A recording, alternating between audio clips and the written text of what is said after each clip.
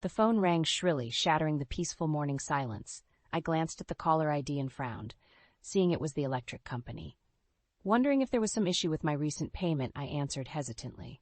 Hello? Is this Riley Watson? The curt female voice on the other end didn't wait for my confirmation. Ma'am, you have an outstanding balance of $5,273 on your utility account. If payment isn't received by the end of the week, we'll be forced to disconnect your service. My jaw dropped as disbelief washed over me. There must be some mistake. I've been paying my bills on time every month. I can assure you there is no mistake, Mrs. Watson. Our records show this substantial past due amount going back several billing cycles. But that's impossible, I sputtered, my heart starting to race with panic. I don't understand how this could have happened. If you wish to dispute the charges, you'll need to come into our office with proof of payment. Otherwise, the full amount is due immediately. The woman's tone made it clear she had zero patience for any further debate. Wait, please, I cried out weakly, but she had already disconnected the call. Staring at my phone in shock, my mind raced to make sense of this ludicrous situation. Alex and I were diligent about paying all our bills in full and on time each month. So how could the electric company claim we owed over $5,000? As a freelance graphic designer, my income stream could sometimes be erratic, but we were far from destitute. We had been making steady payments on our Seattle apartment, car loans, and other expenses without any issues. So what had gone so catastrophically wrong with our utility account? I tried calling the electric company back multiple times, but it was impossible to get a human representative on the line. The automated system just kept looping through the same infuriating message about my supposed delinquent balance. Feeling helpless and increasingly anxious, I paced our living room until Alex finally got home from work that evening. As soon as he walked through the door, I bombarded him with the bizarre situation. Babe, you're not going to believe this. I thrust the letter from the utility company in his face. They claim we owe over $5,000 in past due electric bills. Alex's eyes widened as he scanned the document. What? That can't be right. We've never missed a payment. Exactly. I threw my hands up in exasperation. I tried calling them like 20 times, but their stupid automated system wouldn't let me actually talk to anyone. He furrowed his brow, studying the letter more closely. Okay, let's not panic just yet. There has to be some reasonable explanation. Like what? This doesn't make any sense. I knew my voice was rising, but I couldn't control the wave of frustration. We're always so careful with our finances. How could we have racked up that kind of insane balance without realizing it? Alex tried to keep calm, setting the letter down on the coffee table. Look, I'm sure if we go into their office and show our payment records, we can get this straightened out. I opened my mouth to respond, but he gently cut me off. Riley, I know this is really stressing you out, but getting worked up isn't going to help anything right now. Let's not jump to conclusions until we've had a chance to deal with it in person, okay? Letting out a long, shaky breath, I nodded reluctantly. As usual, Alex was the level-headed one, while I tended to catastrophize. But this situation seemed so blatantly unfair and mind-boggling. You're right, I conceded, forcing myself to unclench my jaw. We'll go to their office first thing tomorrow morning and demand some answers. Surely they have to see reason once we lay out our case. He gave me one of his trademark reassuring smiles and pulled me into a hug. Everything will work out, babe. It always does. I desperately wanted to have his unshakable optimism, but couldn't shake the sinking feeling that bigger forces were at play. Still, I tried to push those doubts aside as we prepared to fight this seemingly absurd case. Little did I know, this was only the beginning of a long, twisted saga that would push our lives into utter chaos and eventually lead to an act of merciless revenge. A few months later, Alex dropped a bombshell. His company was transferring him to their Austin office. While I was initially devastated at having to leave behind my beloved Seattle, he assured me it would be an amazing career opportunity. Look on the bright side, babe, he said, trying to inject some enthusiasm. We can finally afford to buy our own place instead of renting this tiny apartment. I forced a smile, not wanting to rain on his parade. But the thought of pulling up roots filled me with dread. Seattle was my home, where I'd built my freelance business from scratch over the past 5 years. Within a couple of months, we had packed up our lives and made the cross-country move to Austin. To save money up front, we decided to temporarily stay at Alex's mother Janice's house. "It'll just be for a few months until we get settled," Alex promised as we pulled into her driveway. "Then we'll start house hunting." I eyed the large, ostentatious 2-story home with trepidation. I had only met Janice a handful of times before, and she always made me feel inadequate, like my career didn't quite measure up to her lofty expectations. Janice flung open the front door with a broad smile plastered across her face. "There are my 2 favorite people in the world." She enveloped us both in a suffocating embrace. "Mom, you're smothering us." Alex laughed, gently prying himself free. "Oh, hush, I'm just so thrilled to have you both here." She turned to me, her eyes glinting with opportunity. "And now that you're in Austin, we can finally start planning for those grandbabies." My face flushed as I avoided her eager gaze. Alex and I had discussed waiting a few more years before starting a family, but I knew that would be an uphill battle with Janice.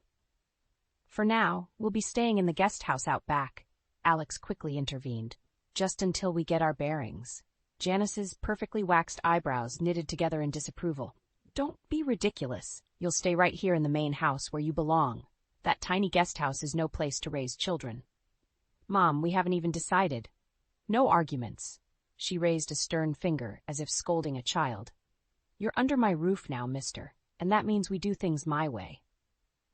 I felt a knot forming in the pit of my stomach as realization set in. We had just traded one form of captivity for another, hadn't we? Over the next few weeks, Janice barged through our space at all hours, offering a constant stream of unsolicited advice and criticism. She'd inspect every corner, clucking her tongue disapprovingly at any mess or imperfection. "You simply must get on a cleaning routine if you want to make this a proper home for a family," she chided me one afternoon while I was working. I bit back the urge to remind her that I was still pursuing my freelance career, not just sitting around idly. "And we really need to get you on a fertility program right away," she continued, oblivious to my clenched jaw. "Your biological clock is ticking, young lady." That was the final straw. "With all due respect, Janice, when and if we decide to have children is none of your business," I stated firmly. She recoiled as if I'd slapped her. For a tense moment, her face contorted in anger. Then, just as quickly, it melted back into that sickeningly sweet smile. "Of course, dear. I'm just looking out for you, that's all." But the way her eyes glinted with menace told a very different story. In that moment, I knew she would never, ever back down. The battle lines had been drawn, and this was just the beginning of an all-out war. Over the following weeks, Janice's interference in our lives only escalated. She would barge into our bedroom at all hours, snooping through our belongings under the guise of helping to clean and organize. "You simply cannot raise children in this sort of chaos," she tutted, holding up a pair of my underwear with disdain. I snatched them from her grasp, my face burning. "That's quite enough, Janice. This is our private space." "Well, it wouldn't have to be private if you just let me assist you," she shot back, hands on ample hips. "I have decades of experience being a proper wife and mother." "Thanks, but we've got it handled," I said through gritted teeth. Her eyes narrowed to slits.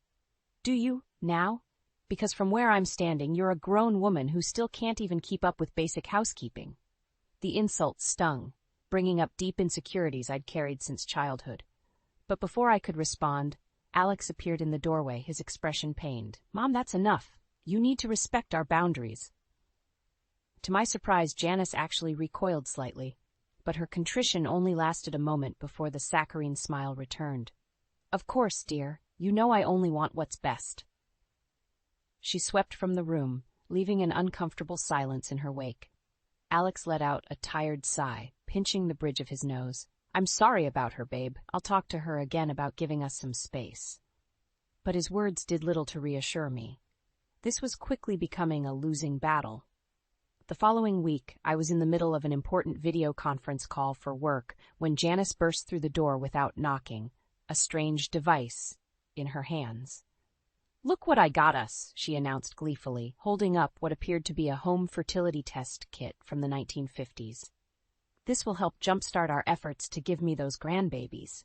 I slammed the laptop shut in horror, my face flushing beet red as my client's confused voice trailed off. Janice, you can't just barge in here uninvited during my work meetings, I exploded, leaping to my feet. She seemed utterly unfazed, setting the offensive product down on my desk. Don't be ridiculous. Your little arts and crafts hobby doesn't qualify as real work. White-hot rage lanced through me at her callous dismissal of my professional career, but it was the undisguised contempt in her eyes that truly gutted me. Get out, I managed to grit through clenched teeth, fists trembling at my sides. For once, Janice seemed to realize she'd crossed a line. She opened her mouth, but I cut her off with a roar. Get out of my office right now! I never want to see you in here again! She actually took a step back, blinking in shock. Then her expression contorted into a sneer. Have it your way, you ungrateful little wench, she spat. Don't come crying to me when that clock runs out and you end up barren and alone. With that, she turned on her heel and stormed out, slamming the door behind her with enough force to rattle the entire house. I stood there, chest heaving with rage and humiliation as hot tears streamed down my cheeks. That was the moment I knew, deep in my soul, one of us wouldn't survive this battle intact. It was only a matter of who would crumble first under the relentless onslaught, and I had every intention of making sure it wouldn't be me. Just when I thought Janice couldn't get any more unbearable, the electric bill fiasco began. One morning, I received another past due notice demanding over $3,000 in unpaid charges. This is ridiculous, I fumed, slamming the letter down in front of Alex over breakfast. We've been paying every bill on time since moving here. He frowned, scanning the document with furrowed brows. That doesn't make any sense. There must be some mistake. Exactly, just like back in Seattle. My mind flashed back to that disastrous call threatening to shut off our power unless we paid thousands we clearly didn't owe. I'm not going through that nightmare again. Okay, let's not overreact just yet, Alex said in that maddeningly calm tone he always used to diffuse my anger. Why don't you call them and get it straightened out? I opened my mouth to protest, but Janice's shrill voice cut me off as she swept into the kitchen. Good morning, my darlings. She air-kissed Alex's cheek before zeroing in on the letter with interest. What's this? Just another insane electric bill issue, I muttered, shooting her a look, daring her to make any snide comments. But for once, Janice's expression actually softened as she peered at the amount. Oh dear, that is quite excessive, isn't it? You two have been keeping up with all the other utilities, haven't you? Alex nodded. Yeah, which is why this doesn't make any sense. Well, there's no use fretting over it, Janice declared in an unnervingly chipper tone.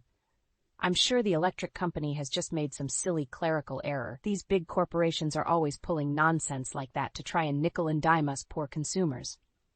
She patted my hand in an almost grandmotherly fashion. Don't you worry your pretty little head about it, dear. Alex and I will get this all sorted out for you.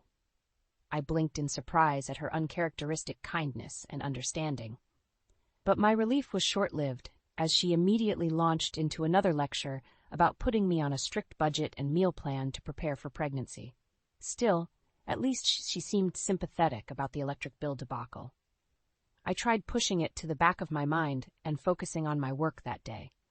But 2 weeks later, another even larger past due notice arrived, this time demanding over $5,000 to avoid disconnection.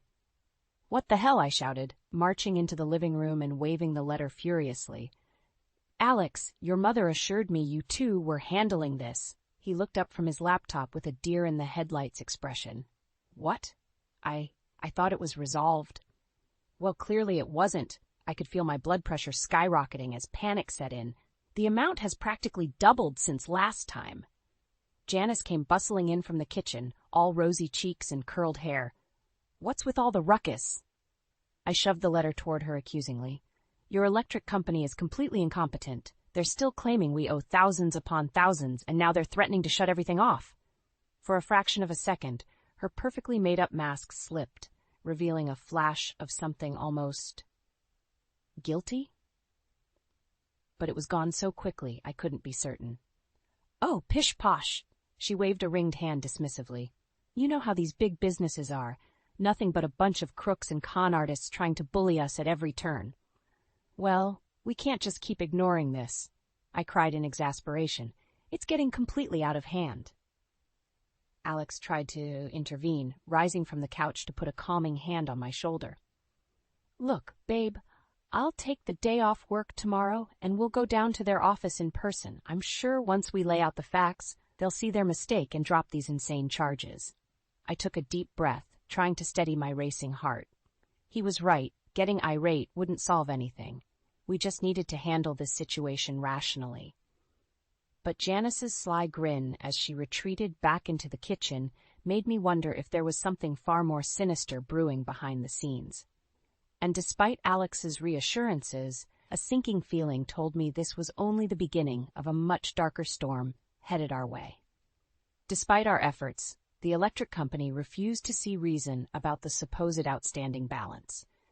Every time we went into their office, we were met with rude dismissals and threats of impending disconnection. Finally, after weeks of this maddening runaround, I decided to take matters into my own hands. I waited until Alex was at work one day, then marched over to Janice's house and pounded on the door. She answered looking infuriatingly perfect as always in one of her floral muumuus, hair and makeup impeccable. "Why, Riley?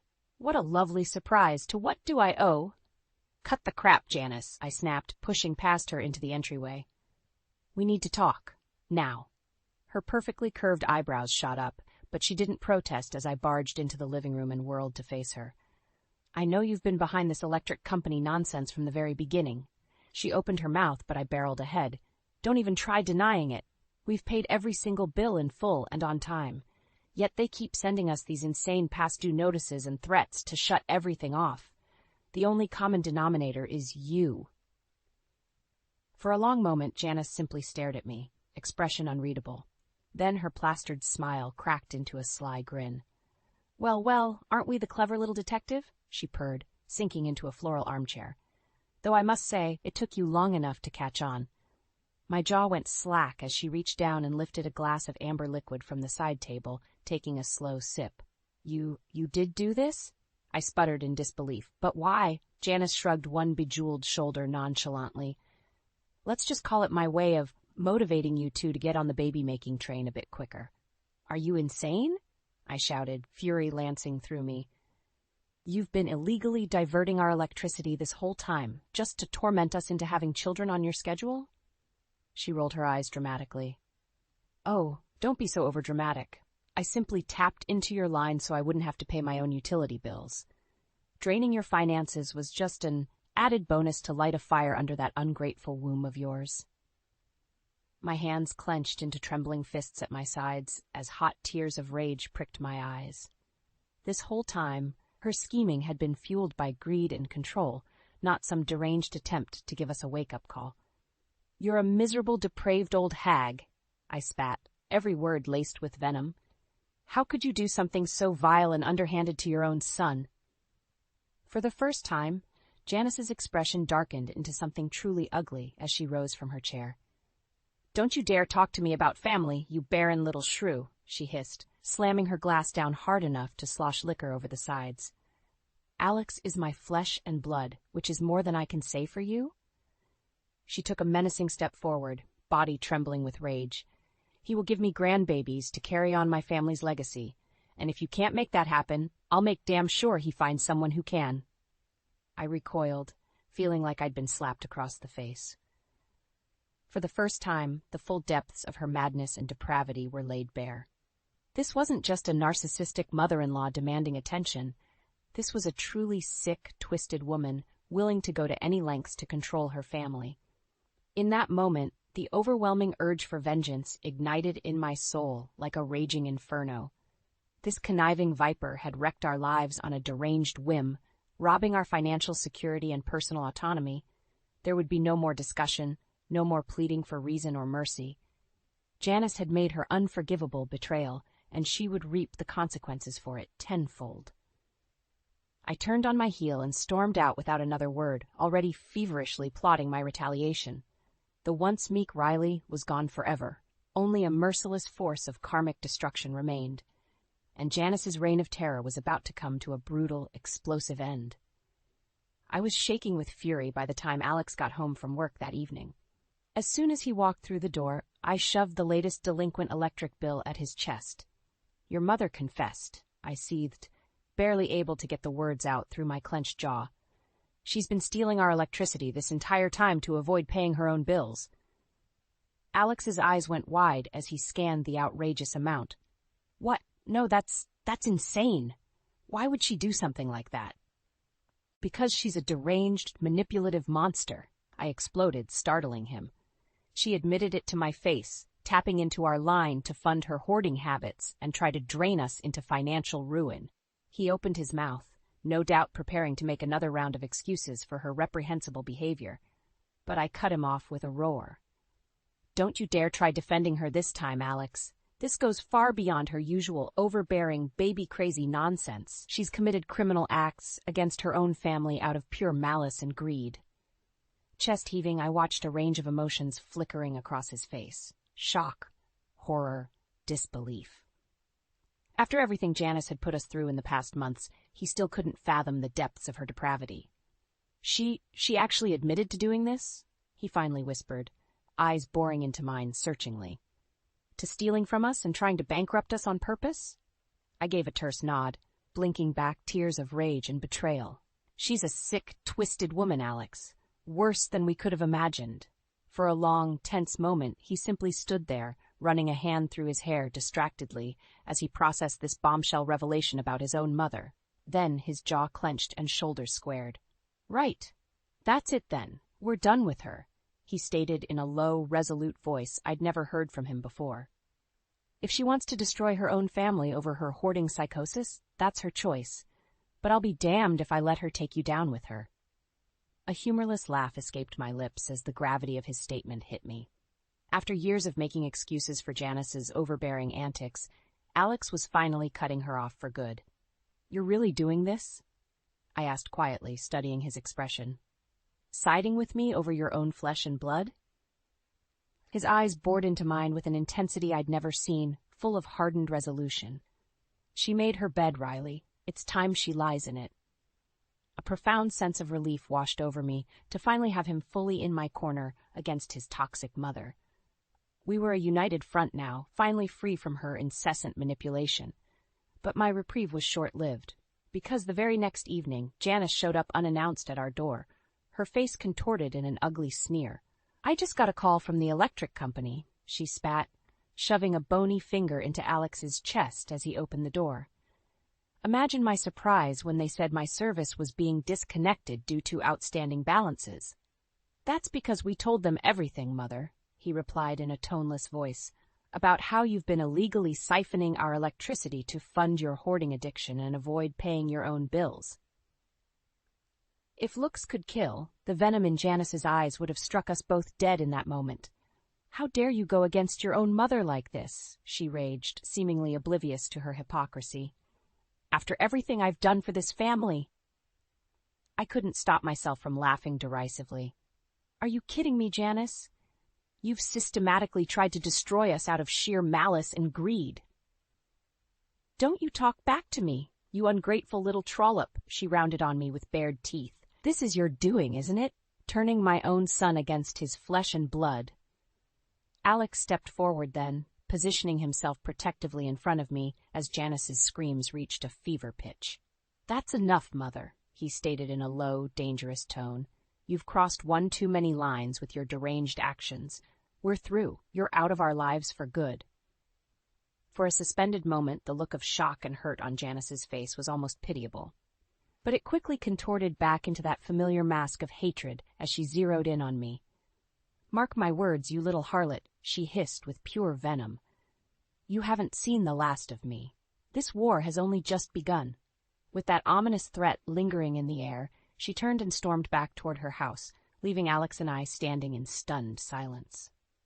I only wish I could have seen the tidal wave of consequences headed Janice's way for her transgressions, because by declaring war, she had just unleashed the unrelenting force of my own vengeance upon herself. In the days following our blow-up with Janice, an eerie calm descended. Alex and I both walked on eggshells, half expecting her unhinged retaliation at any moment. But for once, her house remained dark and silent as the grave. I tried to push it from my mind and focus on my work, landing a couple of new freelance gigs that would keep me busy, a welcome distraction from the simmering family drama. Then, one morning about a week later, my phone rang with a number I didn't recognize. I answered cautiously. "Hello? Mrs. Watson?" The curt female voice on the other end set my nerves instantly on edge. "This is Judith from Austin Electric Company. I'm afraid I have some sensitive matters to discuss with you." My heart dropped into my stomach as I scrambled for the nearest pen and paper. "Yes, what is it? Has there been another discrepancy on our account?" "Quite the opposite, actually," Judith replied, a strange undercurrent in her tone. "It appears your previous claims of electrical theft have been substantiated, against another customer on your street, in fact." I felt the blood drain from my face as her meaning became clear. "Janice, you mean she's been stealing from us this whole time, just like we said?" "I'm afraid so, ma'am. According to our technicians' reports, her residence had an illegal line diverting power directly from your meter box." White-hot fury lanced through me at having my darkest suspicions confirmed so bluntly. That treacherous, depraved woman had indeed been robbing us blind for her own selfish wants. What's going to happen now?" I managed to choke out through the rage constricting my throat. "Well, in situations like these, we're obligated to pursue criminal charges for utility theft and fraud," Judith stated matter-of-factly. "Not to mention she'll be responsible for reimbursing the full amount she stole, plus damages." A vindictive sense of satisfaction washed over me at the thought of Janice facing real, tangible consequences for her atrocious behavior. Finally, she would have to atone. "Understood. Thank you for looking into this," I replied, unable to keep the tremor of gratification from my voice.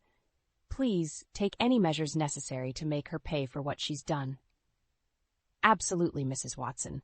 You can rest assured our legal team will handle this situation aggressively to the full extent of—" The line abruptly went dead as the call was disconnected.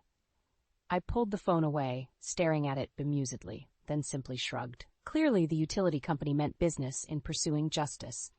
When Alex returned home, I wasted no time relaying every word from Judith about Janice's criminal electricity theft. "Son of a bitch," he muttered, dragging a hand down his face warily as the gravity sank in. "I can't believe she took it that far." "Believe it," I stated, jaw clenched. "She's finally being held accountable. Criminal charges, the whole 9 yards." A range of emotions flickered across his expression.